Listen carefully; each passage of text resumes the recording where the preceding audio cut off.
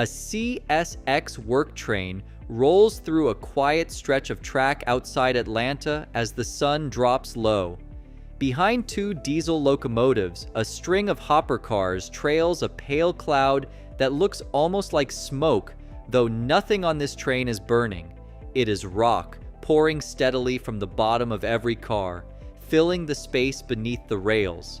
Then, just ahead of a road crossing, the flow simply stops. Cars roll through with nothing falling, and the moment the crossing is behind them, the rock starts pouring again as if nothing happened. No one runs alongside flipping switches or waving a flag to warn it off. The train seems to know, on its own, precisely where rock belongs and where it does not. What makes a train decide exactly where to release its cargo, down to the exact foot, without anyone standing outside to open a single door? Let's get into it right here on Small Things.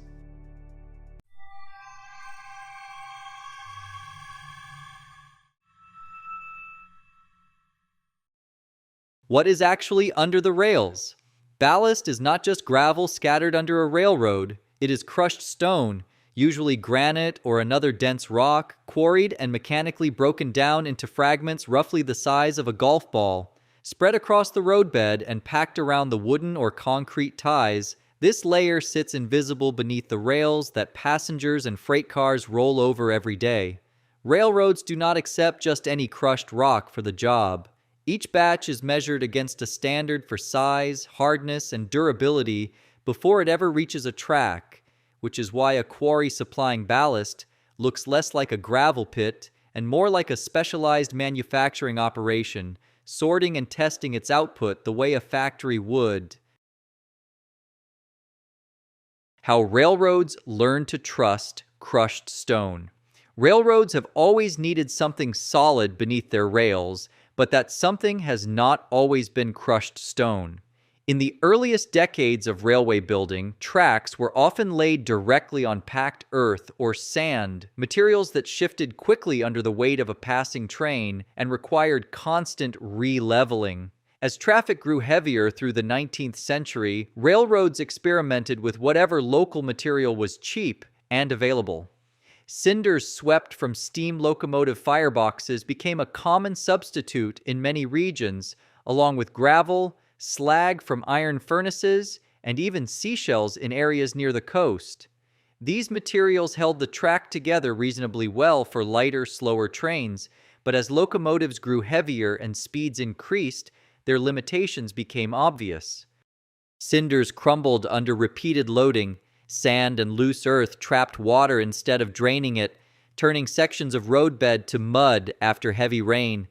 The shift toward crushed stone came gradually, driven by railroads that recognized a harder, angular material held its shape far longer under repeated loading. Quarries began supplying granite, trap rock, and other dense stone specifically cut and crushed for railway use, and by the early 20th century, crushed stone ballast had become the standard on most major lines in North America and Europe. For most of that century, keeping the ballast in shape was physically demanding work.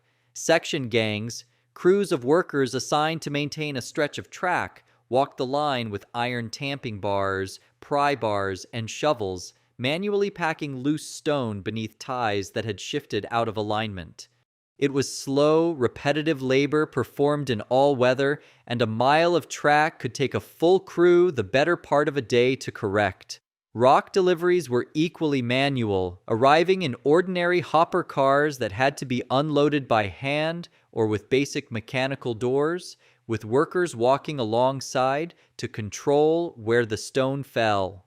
Mechanization began changing that reality in the mid-20th century as power-driven tamping machines started replacing hand tools and reduced the physical toll of alignment work. Rock deliveries mechanized too, moving from hand-shoveled hopper cars to equipment that could unload larger volumes with fewer workers walking alongside.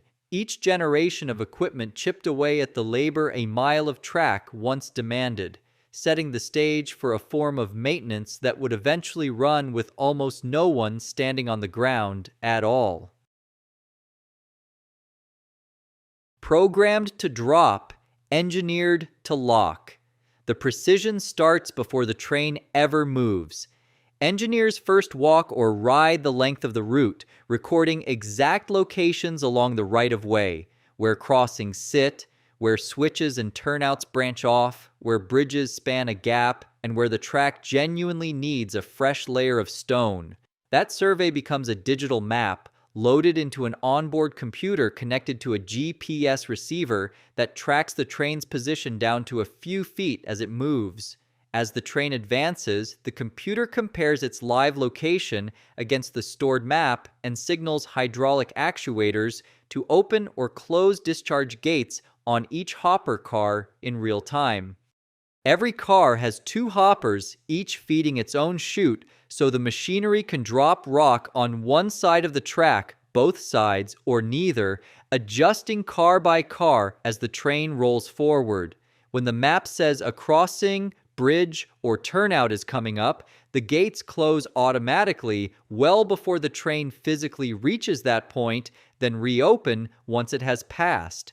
The rock itself is engineered for this job as much as the train is, because each piece of ballast has sharp, fractured edges rather than the smooth curves of river gravel.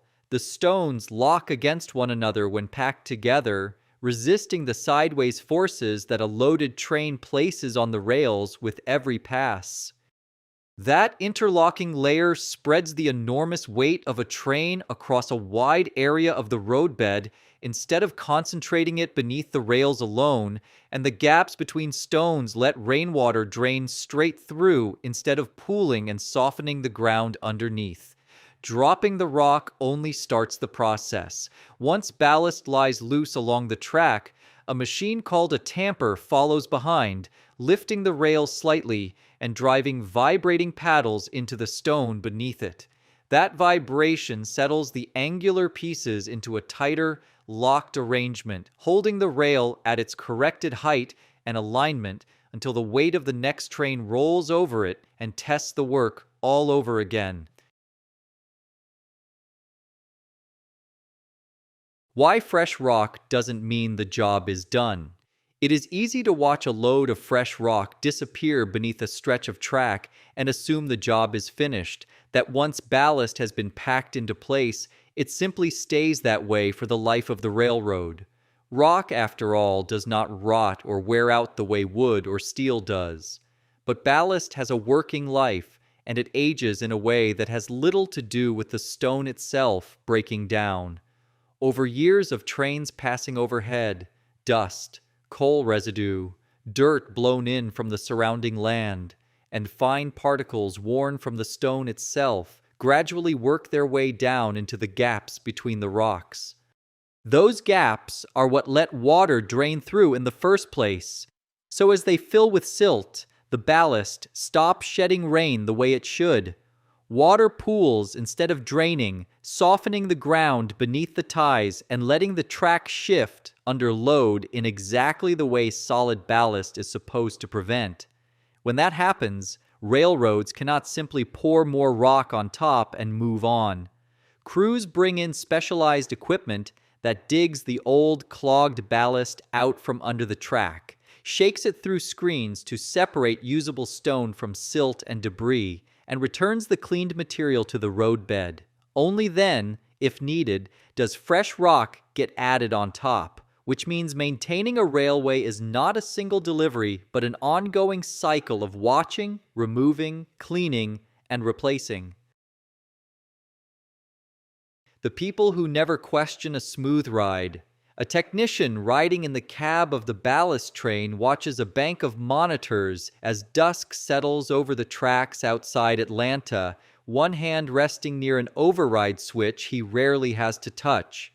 He has done this run enough times to recognize the rhythm of the gates opening and closing before he even glances at the screen, but he still watches the crossing ahead close, because a moment's distraction is the difference between a clean pass and a mess someone else has to explain. A track maintenance worker crouches beside a freshly ballasted stretch the following afternoon, pressing his boot into the stone to feel whether it gives. He has walked this kind of inspection hundreds of times, and his hands already know the difference between a section that will hold and one that needs the tamper to pass over it again, a judgment he trusts more than any readout on a screen. Further down the line, a commuter waiting on a platform the next morning barely notices the smoother ride on her train into the city, unaware that a maintenance crew worked through the previous night to get the track into that condition. She scrolls through messages on her phone, glances up briefly as the train slows for a curve without the familiar sway she has grown used to, and goes back to her screen without a second thought, never connecting her quiet commute to a pile of gray stone dropped in the dark hours before dawn. Order hidden inside the chaos. Watch that rock pour from a moving train for the first time, and it looks like the railroad equivalent of spilling something. Loose stone tumbling out at speed with gates flying open and shut, and no visible hand behind them. A scene that reads as pure chaos until you know what produced it. Underneath that impression sits a survey walked months earlier, a database noting every crossing and switch down to the foot, and a layer of stone shaped specifically to lock against itself once it settles. A railroad looks, from the outside, like two steel rails resting on the ground. What actually holds those rails level and aligned is a layer most passengers never think about, one that gets surveyed, dropped, packed, shaped, and eventually dug up and cleaned again for as long as the line stays in service.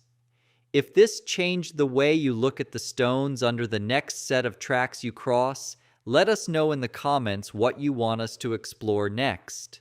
We might make it our next episode. Thanks for watching. History often hides in the smallest details.